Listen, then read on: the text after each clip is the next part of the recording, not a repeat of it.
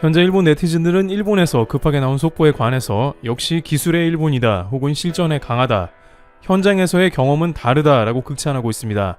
이렇게 일본에서 극찬하고 나온 까닭에 대해서는 지금까지 일본이 이와 관련한 문제로 오랫동안 스트레스를 받아왔던 것으로도 풀이되고 있습니다.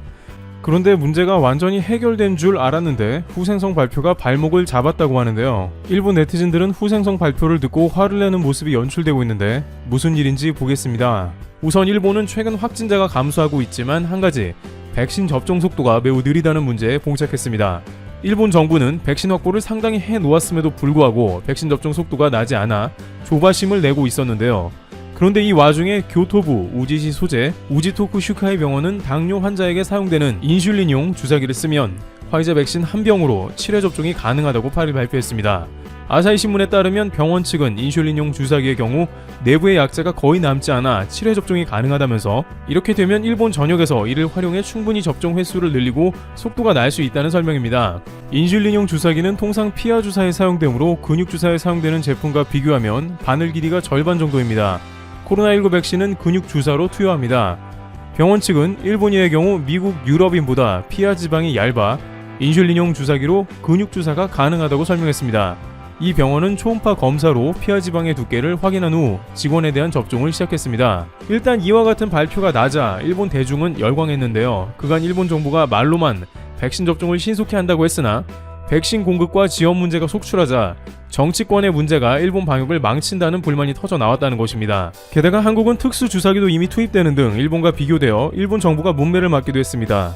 스가 내각은 고노다로 백신 담당상을 긴급 투입하고 도쿄올림픽 전에 집단 면역을 하겠다고 발표했으나 현재 하루에 겨우 백신을 맞는 사람들 숫자는 5,000명 내외, 아직까지도 5만 명을 넘지 못하는 더딘 속도입니다. 로이터 통신은 이러한 일본 백신 접종 속도라면 인구 1억 명이 넘는 일본 전체를 접종하는 데 걸리는 시간은 무려 126년이 걸릴 것이라고 지적하면서 주변 한국은 일주일도 안 되어 수십만 명이 이미 접종을 했지만 일본은 무슨 이유에서인지 접종이 매우 느리다며 일부 국가의 접종 문제를 거론하기도 했습니다.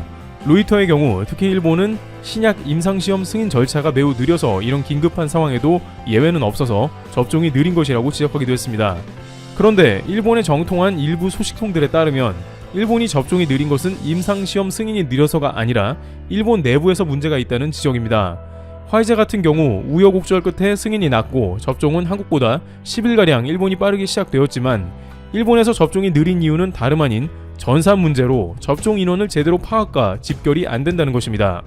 일본은 한국보다 훨씬 많은 백신을 확보하고 있음에도 백신 접종 대상을 수기로 관리하고 있다는 것입니다. 한국질병당국에서는 접종 대상자에게 자동으로 안내 문자가 가고 접종 거부 시에는 접종 순서가 가장 뒤로 밀려나는 등 전산 시스템을 갖춰서 전 국민이 물 샐 틈 없이 접종하는 데 문제가 없게 하고 있습니다. 그런데 일본은 백신 접종을 총괄하는 후생성의 이러한 접종 관련한 시스템이 지자체와 일괄되지 않았고 접종 관련한 쿠폰도 우편으로 보내서 접종자들이 보건소에 오면 수기로 관리하는 것으로 알려졌습니다.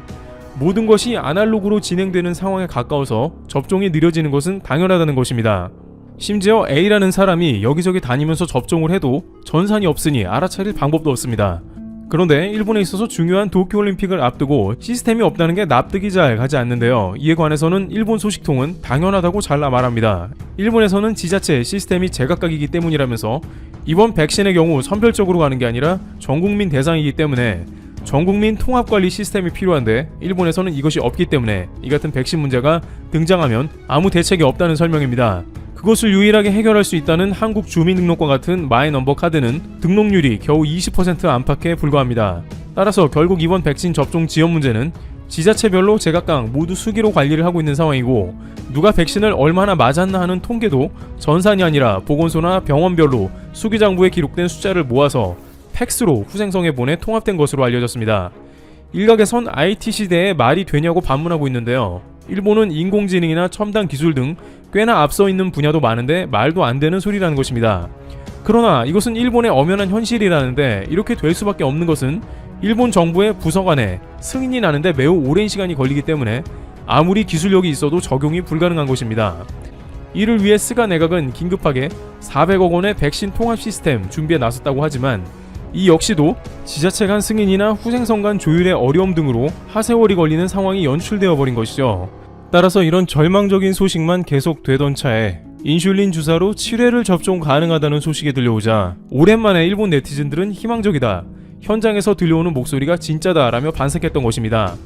고노다로 백신 담당 장관도 좋은 시도였다, 이런 것이 백신 접종 시기를 앞당긴다 라며 격려했습니다. 그런데 이런 발표가 난 하루가 지나자마자 일본 국민들은 다시 한번 실망하는 일이 생겼는데요.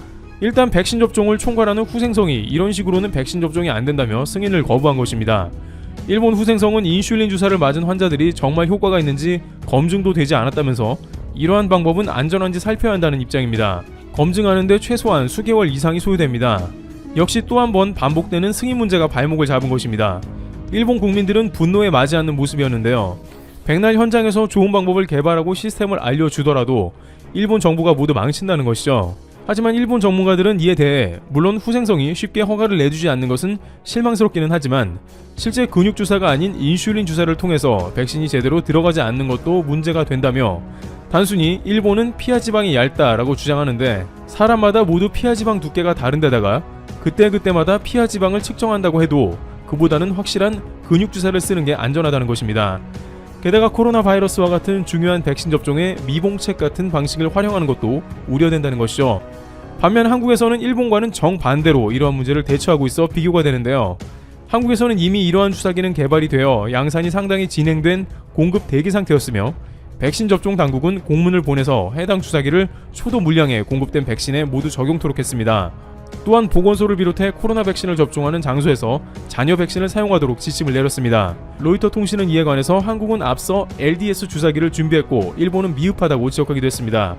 일본 정부는 결국 이렇게 백신 접종이 늦어지는 상황이 오면서 사실상 도쿄올림픽을 강행하기로 하면서도 해외 입국자를 받는 게 매우 어려워졌다는 판단 아래 자국민만으로 올림픽을 진행할 것으로 보입니다. 일본 정부는 이번 달까지 도쿄올림픽에 해외 관광객을 받을 것인가를 최종 결정한다고 언론은 보도했습니다. 지금까지 도쿄올림픽이 개최되나 마나 하는 논란이 있었지만 결국에는 어떻게든 강행할 것으로 관측됩니다. 한국 핸드볼 대표팀 등 일부 올림픽 대표팀도 예선전을 위해서 해외로 출국하는 모습이 나오고 있기 때문에 그간 선수들이 고생한 노고 때문이라도 올림픽은 치러지되 다만 무관중이나 일본 국민만으로 치러질 것으로 보입니다.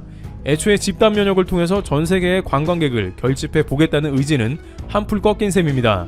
또한 여전히 전 세계의 대부분 나라에 백신이 공급이 안 됐고 브라질의 경우 사상 최대 사망자가 나오고 있으며 이스라엘이나 영국에서는 백신 접종 이후에 나태해져 더 많은 확진자가 나오고 있는 상황도 있었기 때문에 일본의 전 세계의 많은 이들이 입국되는 것은 모두가 위험해지며 방역이 불가능할 것으로 판단됩니다.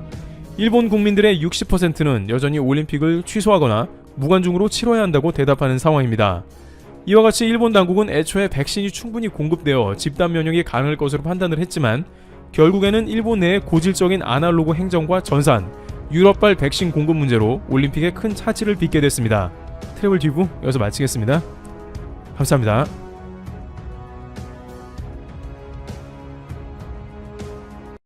페페TV에서 알려드립니다.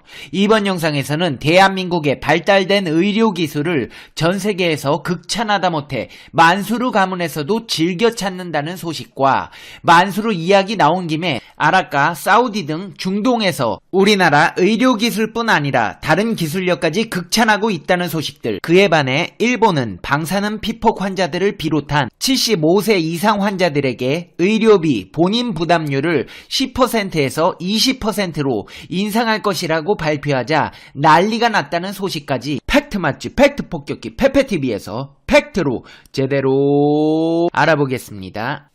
한 번도 안 본 사람은 있지만 한 번만 본 사람은 없다는 단 하나의 채널 페페TV 팩트 체크. 인스타 팔로워 790만 명을 거느린 두바이의 장동건, 만수르의 처남 등으로 불리며 한국에서도 인기몰이를 해온 이 셰이크 함단 왕세자는 UAE의 부통령이자 두바이 군주인 셰이크 모함마드 빌 라시드 알 막툼의 아들입니다. 부의 상징인 UAE 부총리 만수르의 처남이기도 합니다. 셰이크 함단 왕세자는 자신의 인스타그램과 유튜브 커뮤니티에 서울 경복궁과 광화문, 청계천, 잠실 롯데월드타워 등에서 찍은 것으로 보이는 사진을 여러 장 올렸습니다. 그는 당시 출시 전인 삼성전자의 갤럭시 폴드로 찍은 셀카를 공개하기도 해 한국뿐 아니라 한국 제품도 사랑하는 한국 매니아로도 알려져 있습니다. 근데 이 사람이 왜 왔냐고요? UAE의 원로 무함마드 사이드 비 마르슈드 씨가 한국 병원에서 입원 치료를 받고 있어 병문안을 위해서라고 알려졌습니다. 제가 전에 다른 나라 여행 가서 배탈 나서 병원에 입원한 적이 있었거든요. 근데 와 진짜 무슨 병원이 진짜 낙후되어 있고 의료 서비스도 한국에 비교하면 정말 초라한 수준이었습니다. 사실 다른 나라 가서 치료받으면 마음도 불편하고 말도 안 통하니까 그래도 자국 병원이 편한 법이잖아요. 근데 우리나라는 오히려 환자들이 모일 정도로 의료 기술이 발전했다는 건 정말 대단한 일이 아닐 수가 없습니다. 병을 치료하려고 한국에 방문하는 사람은 만수르 가문만이 아닙니다. 지난해 한국을 찾은 외국인 환자는 총 46만 4,452명으로 전년 대비 16.7% 증가했습니다. 이 중 가장 많이 찾은 진료 과목은 내과 통합으로 8만 9,975명이 내원해 19.4%를 차지했습니다. 이어 성형외과 6만 6,969명 14.4%, 피부과 6만 3,671명 13.7%, 건강검진 4만 1,230명 8.9%, 그 밖에 산부인과, 정형외과, 신경외과, 일반외과, 치과 등의 발전된 의료 기술력으로 전 세계인들을 사로잡았습니다. 특히 성형외과는 2014년 이후 내과, 통합과를 제외한 모든 진료 과목보다 높은 비중을 차지하고 있으며 성형외과와 피부과를 합한 미용, 성형 관련 외국인 환자는 13만 640명으로 전체의 28.1%를 차지해 역대 최고치의 비중을 차지한 것으로 나타났습니다. 와, 우리나라 진짜 성형 강국이네요. 하긴 가로수길만 가봐도 붕대 두르고 다니는 외국인들 엄청 많기는 하죠. 하지만 의료업계에서는 중증 질환, 희귀 난치성 질환 수술 및 치료 등 우리나라의 앞선 의료 기술을 제대로 알리는 정부의 노력이 필요하다는 지적도 있습니다. 한편 중동의 한국 사랑은 의료 기술뿐만이 아닙니다.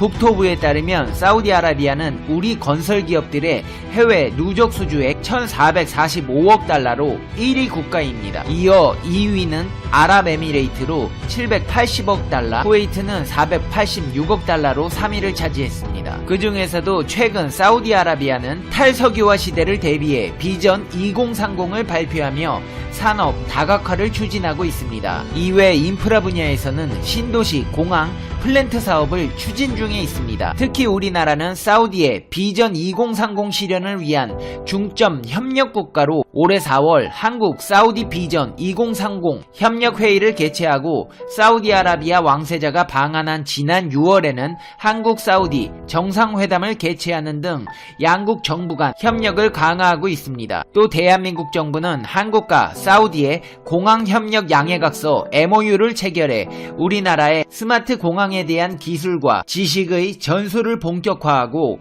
아델 빈 아흐마드 알 주베이르 사우디 외교 담당 국무장관을 만나 방산, 원전 등 다양한 분야로 협력 범위를 계속 확대해 나가기로 했습니다. 심지어 대한민국의 수출력군들은 낙타 사료까지 공략해 수출길을 넓혀가고 있습니다. 대한민국의 사료 전문회사 로터스에서는 초식 동물을 위한 사료를 제조 판매해왔습니다. 그러다 우연히 만난 아랍에미레이트 왕족인 만수르가 농장의 영양사가 낙타 사료도 파는지 물어보면서 낙타와의 인연이 시작되어 만수르가의 사료까지 지급하고 있습니다.